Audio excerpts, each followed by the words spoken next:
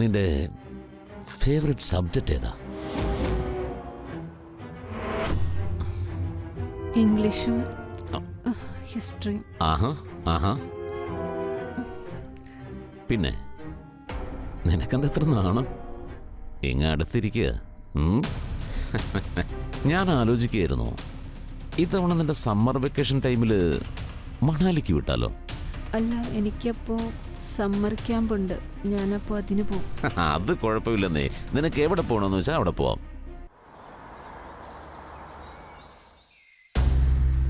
നമസ്കാരം, ഞാൻ നിങ്ങളുടെ റാണി ചാറ്റർജി. ക്രൈം ചക്രയിലേക്ക് നിങ്ങൾ എല്ലാവരെയും സ്വാഗതം ചെയ്യുന്നു. സമൂഹം ചിലപ്പോൾ നിഷ്കളങ്കരെ സ്വന്തം കാൽക്കീഴിൽ ഒതുക്കും. അവർ ഉറക്കെ ഒന്ന് കരഞ്ഞാൽ പോലും ആ കരച്ചിലൊന്നും ഇവിടെയുള്ള ആരും കേൾക്കില്ല. എന്തെങ്കിലും തുറന്നു പറയാനുള്ള ധൈര്യമില്ലാത്തവരായിരിക്കും പലപ്പോഴും ഇതിന് ഇരയാവേണ്ടി വരുന്നതും. അവരുടെ പ്രതീക്ഷയുടെ അവസാന കണികയും ചിലപ്പോൾ നഷ്ടപ്പെട്ടേക്കാം. പക്ഷെ പ്രതീക്ഷ ഉണർത്തുന്ന ഒരാൾ ജീവിതത്തിലേക്ക് വരുമ്പോൾ അവരുടെ ലൈഫിലും വെളിച്ചം എത്തും. റാണിയുടെ ജീവിതത്തിലെ ആ വെളിച്ചം സുരേഷ് ആയിരുന്നു. രണ്ടുപേരും നല്ല സുഹൃത്തുക്കളായിരുന്നു, ക്ലാസ് ടോപ്പേഴ്സ് ആയിരുന്നു, പരസ്പരം സഹായിക്കുന്നവരുമായിരുന്നു. പക്ഷെ സമൂഹത്തിലെ തിന്മകൾ എപ്പോ എവിടെ കയറി വരുമെന്ന് ആർക്കും പറയാൻ പറ്റില്ല. സുരേഷും റാണിയും ഇതിൽ നിന്ന് എങ്ങനെ രക്ഷപ്പെടും? വരൂ, നമുക്ക് കാണാം. മനസ്സുരേഷേ, ഒരു പഫ് എടുക്കുന്നോ? വേണ്ടടാ, കുറച്ച് തിരക്കുണ്ട്. ഓ അറിയാവേ, റാണിയെ കാണാനുള്ള തിരക്കല്ലേ? അതൊന്നും അല്ലടാ, എക്സാം എടുക്കാറായി. നീ അടിച്ച് പൊളിക്കല്ലടാ. പെൺപിള്ളേരെ വിളിച്ച് വീട്ടിൽ കയറ്റുമല്ലേ? അതിനെന്താ, ഞാൻ സ്മാർട്ടാ.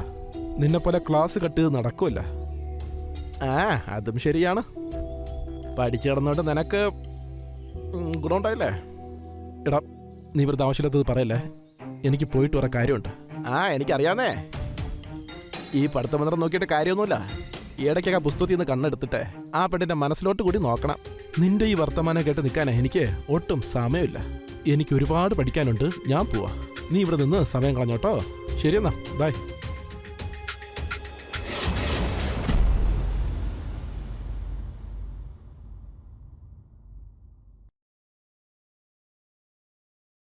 നീ എന്താ എത്താൻ വൈകിയത്? ഏയ് ഒന്നുമില്ല, ഒരു ചെറിയൊരു പണിയുണ്ടായിരുന്നു. ഓക്കെ. എടാ, എനിക്ക് ഇപ്പൊ ഒരു ചായ കുടിക്കാൻ തോന്നുന്നുണ്ട്. നിനക്ക് വേണോ? ആ കൊണ്ടുവാ. ഓക്കെ ശരി.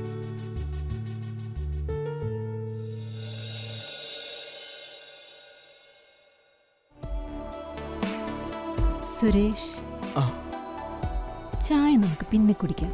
ഇപ്പൊ എനിക്ക് വേറെന്തെങ്കിലും ചെയ്യാനാ മൂഡ്.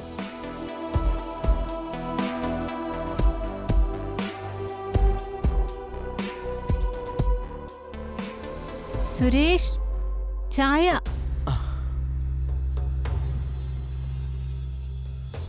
അതിന്റെ ഇടയ്ക്ക് എവിടെ പോയി?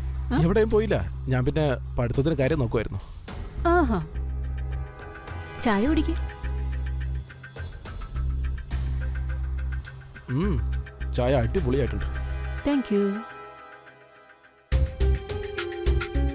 ആ പിന്നെ ഈ ചോദ്യം എനിക്ക് മനസ്സിലാവുന്നില്ല, ഒന്ന് പറഞ്ഞു തരാമോ? ദേ ഇത്.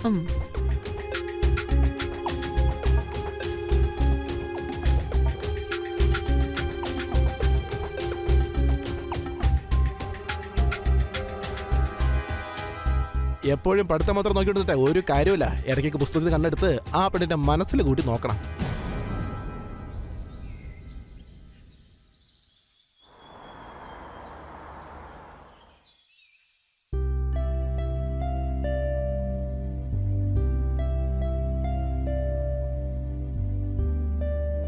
ചേച്ചി, ചേച്ചി ഇത് എന്താ ചെയ്യുന്നേ? ഇന്നെന്തായാലും എന്റെ ബർത്ത്ഡേ അല്ല, ചേച്ചിയുടെ അല്ല. പിന്നെ ഒരുക്കൊക്കെ എന്തിനു വേണ്ടിയാ? അത് പിന്നെ ഇന്ന് ജീവനങ്ങള് വരുമല്ലേ. ജീവനങ്ങളോ? ആ, അങ്ങേരെന്റെ അങ്കിളും ഒന്നും അല്ല. അത് ശരി. അതെന്റെ അങ്കിളാണെങ്കി, നീ എന്റെ അനിയത്തിയാണെങ്കി, അപ്പൊ അത് പിന്നെ ആരാ? ചേച്ചിയുടെ അങ്കിളായിരിക്കും. എനിക്കൊരു ബന്ധവും ഇല്ല.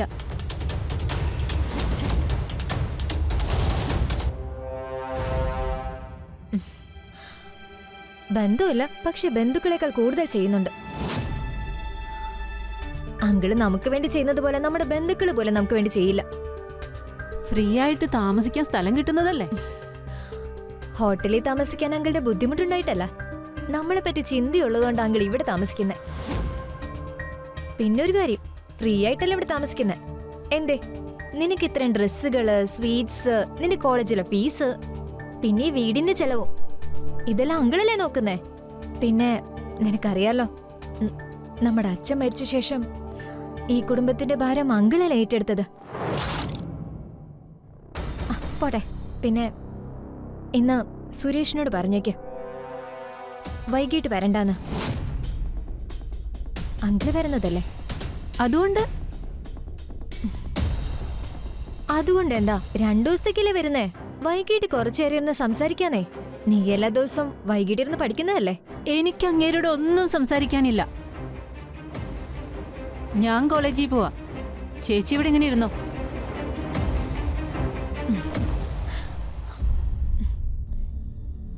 ഇവളെന്തൊരു പാവം, നല്ലവരെ മോശക്കാരെ തിരിച്ചറിയില്ല.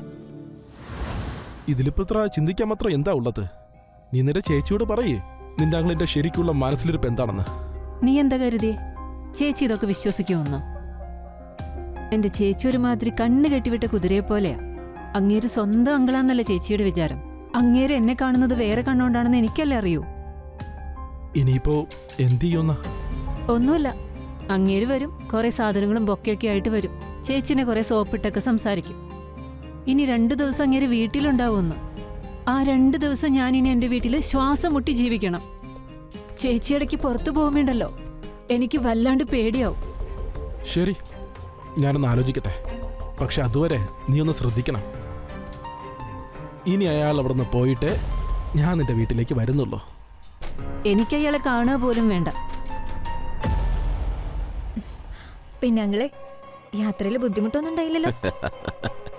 ഇല്ല മോളെ, ഇവിടെ വരുന്നത് വലിയ സന്തോഷമുള്ള കാര്യമല്ലേ. ദേ റാണി വന്നല്ലോ. അങ്കിള് വന്നിട്ട് നിന്നെ പറ്റി 10 തവണയെങ്കിലും ചോദിച്ചു കാണും. നോക്കിക്കാതെ വന്ന് അനുഗ്രഹം വാങ്ങിക്കും. എന്റെ രുക്മിണി, എന്താ ഇതൊക്കെ? അയ്യോ വേണ്ട മോളെ, വേണ്ട വേണ്ട, വാ നീ ഇവിടെ വന്നിരിക്കെ. എവിടെ ഇരിക്കും? അല്ല റാണി, ഇന്നെന്താ വരാൻ ഇത്ര വൈകി?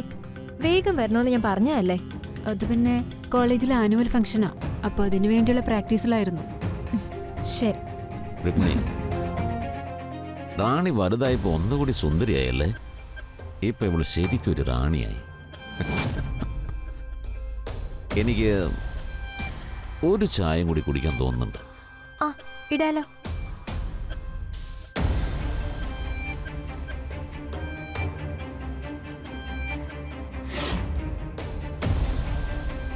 പിന്നെ റാണി, നീ കോളേജിൽ എന്തൊക്കെയാ പഠിക്കുന്നത്? നിന്റെ ഫേവറേറ്റ് സബ്ജക്റ്റ് ഏതാ? ഇംഗ്ലീഷും ഹിസ്റ്ററിയും. ആഹാ ആഹാ. പിന്നെ നിനക്കെന്താ എത്ര നാണം? ഇങ്ങ അടുത്തിരിക്കുക. ഞാൻ ആലോചിക്കുകയായിരുന്നു, ഇത്തവണ നിന്റെ സമ്മർ വെക്കേഷൻ ടൈമിൽ മണാലിക്ക് വിട്ടാലോ? അല്ല, എനിക്കപ്പോ സമ്മർ ക്യാമ്പ് ഉണ്ട്, ഞാനപ്പോ അതിന് പോകും. അത് കുഴപ്പമില്ലെന്നേ. നിനക്ക് എവിടെ പോകണമെന്ന് വെച്ചാൽ അവിടെ പോവാം. രുക്മിണി, റാണി വലുതായി പോയതുകൊണ്ട് അവക്ക് വലിയ നാണോ? ഇപ്പൊ 19 വയസ്സായില്ലേ? ദാ ചായ. ക്ഷീണിച്ചു വന്നല്ലേ? കൺഗ്രാറ്റുലേഷൻസ്.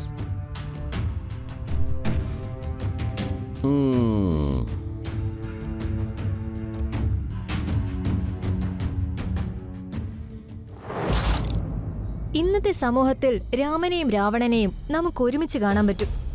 ആരേത് രൂപത്തിൽ നിങ്ങളെ സഹായിക്കുമെന്നോ ആരെപ്പോൾ ഏത് രൂപത്തിൽ വന്ന് നിങ്ങളെ ചതിക്കുമെന്നോ നമുക്കൊരിക്കലും പറയാൻ പറ്റില്ല. ആ കൂട്ടത്തിൽ ഒരാൾ തന്നെയായിരുന്നു നമ്മുടെ റാണിയുടെ അങ്കിളും. മനുഷ്യരൂപത്തിലുള്ള ഒരു ചെകുത്താൻ. അയാൾ ഏതറ്റം വരെ പോവും.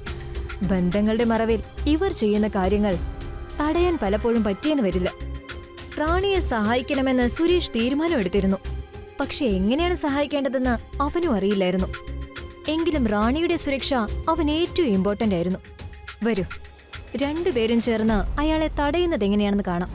ഹലോ സുരേഷ്, ഈ അങ്കിൾ എന്ന് പറയുന്നവനിപ്പോ ഭയങ്കര ധൈര്യം കൂടി. ചേച്ചിയോട് പറയാ അങ്ങേർക്ക് വൈകിട്ട് സമൂസ തിന്നണമെന്ന്. വൈകിട്ട് ചേച്ചി സമൂസ വാങ്ങാൻ പോവും. എനിക്കത് ആലോചിക്കുമ്പോ തന്നെ പേടിയാകുന്നു. നീ ടെൻഷൻ അടിക്കല്ലേ. ഞാനിപ്പോൾ എൻ്റെ വീട്ടിലുണ്ട്. ഞാനിപ്പോൾ തന്നെ നിന്റെ വീട്ടിലോട്ട് വരാം. നിന്റെ ചേച്ചി പുറത്തേക്ക് പോകുമ്പോൾ തന്നെ അപ്പം എനിക്കൊരു മിസ് കോൾ തന്നാൽ മതി. ഞാൻ പഠിക്കാനാണെന്ന് പറഞ്ഞ് നിന്റെ വീട്ടിലോട്ട് വരാം. ആ ശരി. പക്ഷെ എനിക്ക് നല്ല പേടിയുണ്ട്. നീ പേടിക്കണ്ട. ഒരൊറ്റ മിസ് കോൾ അടിച്ചാൽ മാത്രം മതി. ശരി, എന്നാ പിന്നെ അങ്ങനെ ചെയ്യാം. ശരി.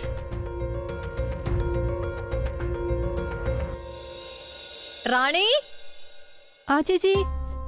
റാണി, ആ വരുന്നു. ഇപ്പോഴത്തെ പിള്ളേര് ഫുൾ ടൈം ഫോണിലാ. ആ ചേച്ചി എന്താ വിളിച്ചേ? ആ അങ്കിളിനെ ലാലിന്റെ കടയിലെ സമൂസ വേണോന്ന്. നിനക്ക് വേണോ? ആ, എനിക്ക് 2 എണ്ണം വാങ്ങിച്ചിട്ട് വന്നു. ആ ശരി. നീ അങ്കിളിന്റെ അടുത്തിരുന്ന് അങ്കിളിനെ ശ്രദ്ധിക്ക്. ഞാൻ വാങ്ങിച്ചിട്ട് ആ വരാം. ശരി. ആ പോയിട്ട് വരാം അങ്കിളെ. ആ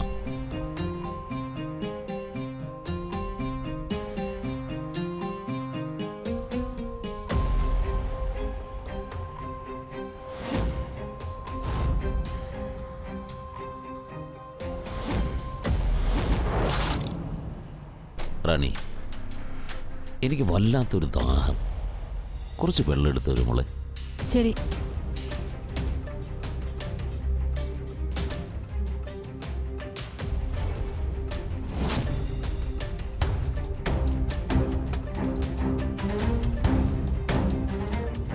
ഇതാ അങ്കിളെ വെള്ളം. ആഹാ,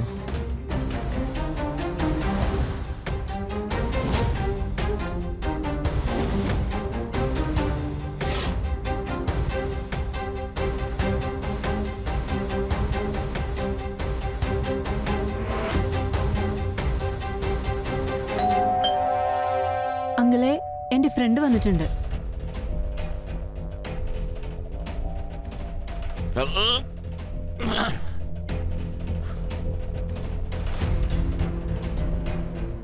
സുരേഷേ, എത്തിയോ?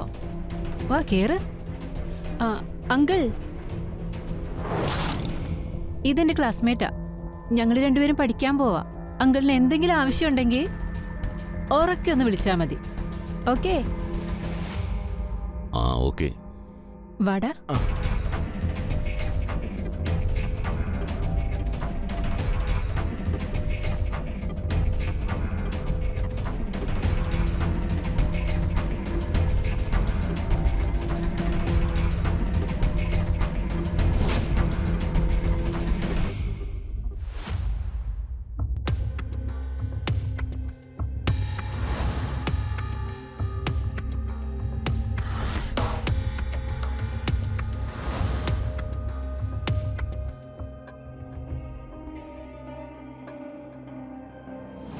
രണ്ടും കൂടി ഇരുന്ന് ബെഡ്റൂമിൽ എന്ത് ചെയ്യാ? നോക്കണമല്ലോ അത്.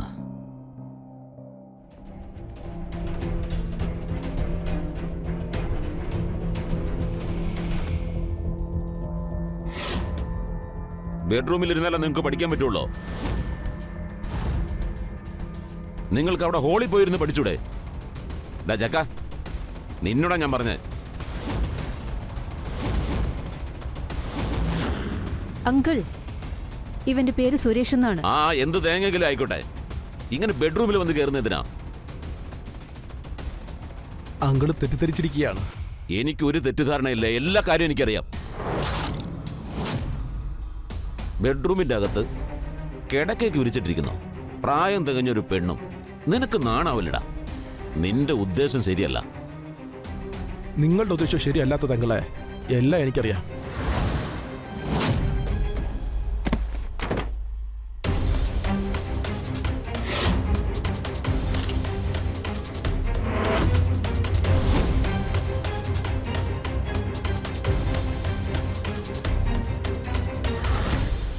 ഒരു പെണ്ണിനെ ഒറ്റയ്ക്ക് കിട്ടിയപ്പോ നീ കയറി കിസ് ചെയ്യുന്നല്ലേ? ഈ ഫോട്ടോ ഞാൻ ഇപ്പൊ തന്നെ രുക്മിണിയെ കാണിക്കുന്നുണ്ട്. ഇനി നീ ഈ വീടിനകത്ത് കാലുകുത്തുന്നത് എനിക്കൊന്ന് കാണണം. ഇറങ്ങിപ്പോടാ.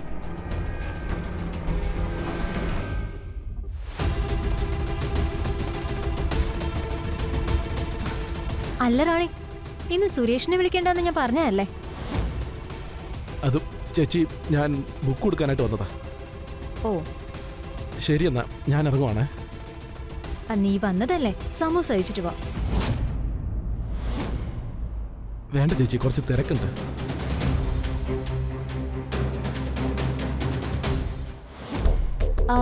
അങ്കിൾ, ഒരു ചായ കൂടി എടുക്കട്ടെ? രുക്മിണി, എന്തോരം ചായ നീ എന്നെ കൊണ്ട് കുടിപ്പിക്കുന്നത്? മതി മോളെ, ഇപ്പൊ വേണ്ട. അങ്കിളെ, എന്താന്ന് വെച്ചാ ഷിഗയുടെ മോൾക്ക് സുഖമില്ല. ഞാൻ ഹോസ്പിറ്റലിലേക്ക് ഒന്ന് പോവാ. വരാൻ എന്തായാലും കുറച്ച് വൈകും. പിന്നെ റാണിയാണെങ്കിൽ കിടന്നുറങ്ങുക, അതുകൊണ്ടാ ചോദിച്ചേ. ഇപ്പൊ വേണ്ട. അല്ല, റാണി ഇന്ന് കോളേജിൽ പോയില്ലേ? ഇല്ല, ഇന്ന് പോവണ്ടെന്നാ പറഞ്ഞേ. എപ്പോഴും കിടന്നുറക്കോ? ശരി, എന്നാ നീ പോയിട്ടോ. ശരി, വരട്ടെ അങ്കിളെ. ആ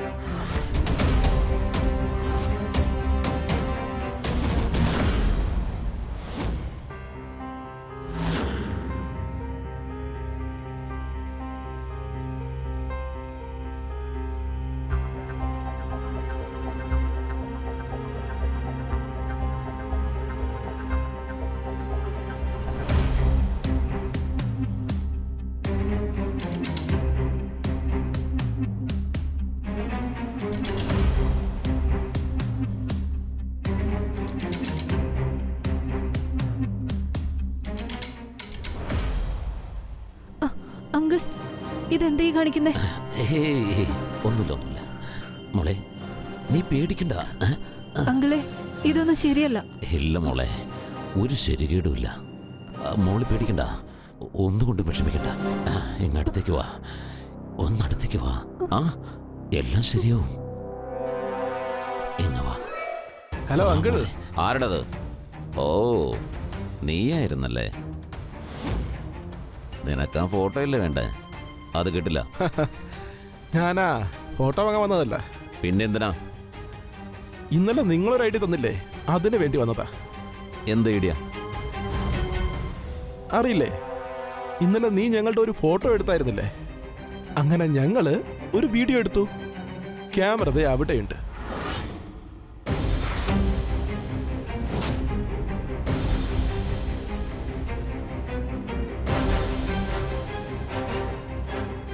കണ്ടോ? നിങ്ങൾ കാണിച്ച സകല വൃത്തികേട്ടും ഈ ക്യാമറയിൽ കിട്ടിയിട്ടുണ്ട്. നീ എന്തൊക്കെയാ പറയുന്നേ?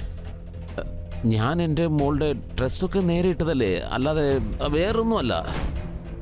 നീ ഇതിനകത്ത് ഡ്രസ്സ് നേരെ ഇട്ടതാണോ അതോ വേറെന്തെങ്കിലും ചെയ്തതാണോന്ന് എല്ലാവരും കാണുമ്പോൾ ശരിക്കും മനസ്സിലാക്കിക്കോളും. അതെ അങ്കിളെ, ഇപ്പൊ ഞാനിവിടെ വെറുതെ ഉറങ്ങിയ പോലെ കിടക്കുമായിരുന്നു. ഇതൊക്കെ എന്തിനായിരുന്നു എന്ന് വെച്ചാ തന്റെ വൃത്തികെട്ട മനസ്സിലുള്ളതെല്ലാം താൻ പുറത്തെടുക്കുന്നതിന് വേണ്ടി. അയ്യോ, അങ്ങനെയൊന്നും ഇല്ല മോളെ. നീ എൻ്റെ പൊന്നു മോളല്ലേ, എൻ്റെ സ്വന്തം മോളെ പോലെയല്ലേ നീ. നീ വിചാരിക്കുന്ന പോലെ ഒന്നുമല്ല. അവള് നിന്റെ മോള് തന്നെയാണ്, പക്ഷെ നീ അവളുടെ അങ്കിളാകാൻ യാതൊരു യോഗ്യതയില്ല. പിന്നെ ഒരു കാര്യം കൂടെ, ഇനി മേലാൽ നിന്നെ ഈ നാട്ടിൽ എവിടെയെങ്കിലും കണ്ടാൽ പിന്നെ ഈ വീഡിയോ നേരെ പോലീസുകാരുടെ അടുത്തെത്തും. പിന്നെ നിന്റെ ഈ വൃത്തികെട്ട മുഖം പുറത്താരെയും കാണിക്കാൻ പറ്റില്ല. മനസ്സിലായോ? അയ്യോ വേണ്ട മോനെ, അങ്ങനെ ഒന്നും ചെയ്തത്. ഇതെൻ്റെ മോളല്ലേ. അതെ, പിന്നെ മോശമായിട്ട് എന്തെങ്കിലും തോന്നിയിട്ടുണ്ടെങ്കിൽ എന്നോട് ക്ഷമിക്കണം മോളെ, പ്ലീസ്. ഓക്കെ, ഞാൻ പോവാണ്. അയ്യോ അങ്കിളെ, എന്താ ഇത്? ചേച്ചിയെ കണ്ടിട്ട് പോയാ പോരെ? അല്ലെങ്കിൽ ആ പാവ എന്ത് വിചാരിക്കും? അവളെ ഞാൻ പുറത്ത് വെച്ച് കണ്ടോളാന്നേ, അതല്ലേ നല്ലത്. ഞാൻ പോട്ടെ, എന്നാ പോട്ടെ. ഓക്കെ.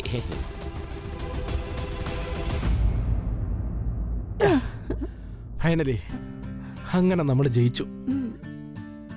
ആ കാട്ടുകോഴി അങ്കിളിനെയും ഓടിച്ചു, നമ്മുടെ കാര്യം രക്ഷപ്പെട്ടു. യെസ്. ഇന്നത്തെ കാലത്ത് നമ്മുടെ ചുറ്റുവട്ടത്ത് നോക്കുകയാണെങ്കിൽ ഇങ്ങനെയുള്ള ഒരുപാട് കേസുകൾ കാണാൻ പറ്റും. ഇതൊക്കെ ഇവിടെ നടക്കുന്നുണ്ട്, പക്ഷെ നമ്മൾ ആരും ശ്രദ്ധിക്കാറില്ല. സത്യത്തിൽ റാണിയെ പോലെ ദിവസവും ആയിരക്കണക്കിന് പെൺകുട്ടികൾ ഈ സമൂഹത്തിൽ ലൈംഗിക ചൂഷണത്തിന് വിധേയരാവുന്നുണ്ട്. അപമാനം ഭയന്നവർ പുറത്തു പറയാൻ മടിക്കും. ആ ഭയം മുതലെടുത്തുകൊണ്ട് അങ്കിളിനെ പോലുള്ള ചെകുത്താന്മാർ റാണിയെപ്പോലെ നിഷ്കളങ്കരെ ആക്രമിക്കുകയും ചെയ്യും. റാണിയുടെ ജീവിതത്തിൽ സുരേഷ് ഇല്ലായിരുന്നെങ്കിൽ, അവന് തക്ക സമയത്ത് അവളെ രക്ഷിക്കാനുള്ള ബുദ്ധി തോന്നിയില്ലായിരുന്നെങ്കിൽ നമുക്കറിയില്ല അതെവിടം വരെ പോവുമായിരുന്നെന്ന്. എത്ര കാലം റാണിക്ക് ഈ പീഡനം നേരിടേണ്ടി വരുമെന്ന്. പീഡനം എന്ന് പറയുന്നത് ശാരീരികം മാത്രമല്ല, അതേത് തരത്തിലുള്ളത് വേണമെങ്കിലും ആവാം. അതുകൊണ്ട് നമ്മൾ എപ്പോഴും ചുറ്റുപാടുകൾ ശ്രദ്ധിക്കണം. ഇങ്ങനെ എന്തെങ്കിലും ശ്രദ്ധയിൽപ്പെട്ടാൽ അത് തടയാനും ശ്രമിക്കണം. നമ്മൾ എല്ലാവരും കൂടി ശ്രമിച്ചാൽ മാത്രമേ നമ്മുടെ സമൂഹത്തെ രക്ഷിക്കാൻ കഴിയൂ. ഞാൻ റാണി, ഞാൻ ഇന്ന് നിങ്ങളോട് വിട ചോദിക്കുന്നു. എത്രയും പെട്ടെന്ന് നമുക്ക് വീണ്ടും കാണാം ക്രൈം ചക്രയുടെ പുതിയ എപ്പിസോഡിൽ പുതിയൊരു കഥയുമായി. അതുവരെ ചുറ്റുപാടുകളെക്കുറിച്ച് നിങ്ങൾ എപ്പോഴും ജാഗരൂകരായിരിക്കണം. നമസ്കാരം.